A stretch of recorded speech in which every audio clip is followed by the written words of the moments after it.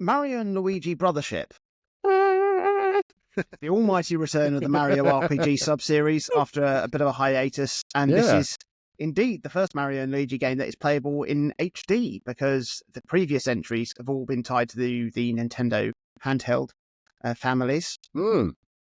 Playing a Mario and Luigi game in HD is actually an important thing here, because it meant I was actually able to play one for the first time, because a key component of these games is actioning red and green command cues to play out the mechanics of Mario or Luigi. Yeah.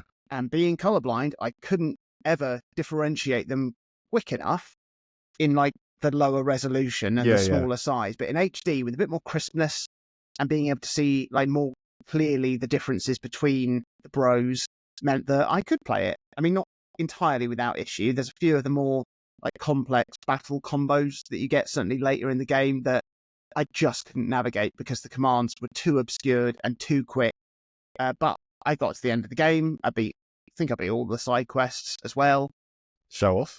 The one thing I will say about Mario and Luigi Brothership is that it is mad that you can play a game for about 60 hours and it also be entirely and utterly forgettable.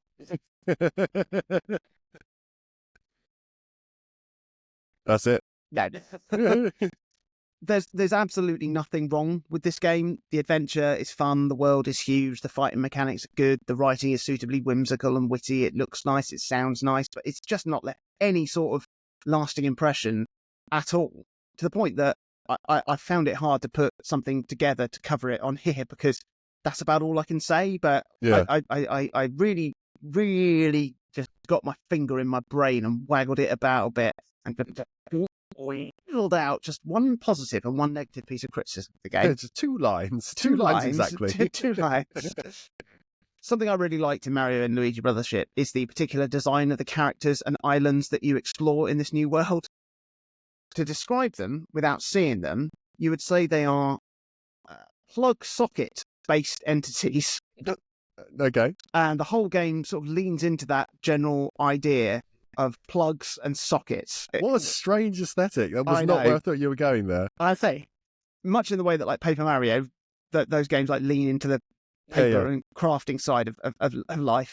The fact that like the world you explore is actually made up of several different separate islands made it all very navigable and easy to keep track of, like, you know, where you were and where you were going next as you seek to plug all of these drifting islands back into the central Brothership. The biggest criticism I can lay at the feet of Mario and Luigi Brothership is that it does outstay its welcome somewhat. There is a lot of content in here, but I feel that it's about, I don't know, 20-25% too long.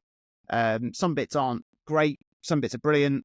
The whole game could have done with just like a big editorial trim, I think. I got to the point where I thought I was about to take on the final boss, but instead I just opened up a whole other area and side of the game to play, which would usually be like a nice surprise in a game, but here it just sort of felt more like a hassle. Could not be bothered. Yeah. it made me think of a good comparison point. Mario and Luigi Brothership is very much like your second serious relationship. It's nice, comfortable, enjoyable, fun. It's not perfect, but then again, what is? It sustains you for a good while, but eventually the things that niggled you at the start really great near the end. If you'd wrap things up a bit quicker, there's a chance you could have ended things without becoming bitter, but instead you insisted on giving it just one more summer and got fed up to the back teeth with it and traded it in for something more Italian, in my case.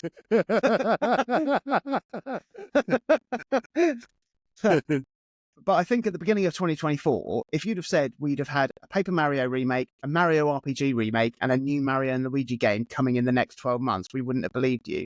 No. So it is great to see some love being shown for this strand of Mario's adventures, because there's a lot of great potential there to explore. I still can't quite work out the reason why the Mario and Luigi games and the Paper Mario games just like emerged as two totally separate series, because they are exactly the same. Yeah.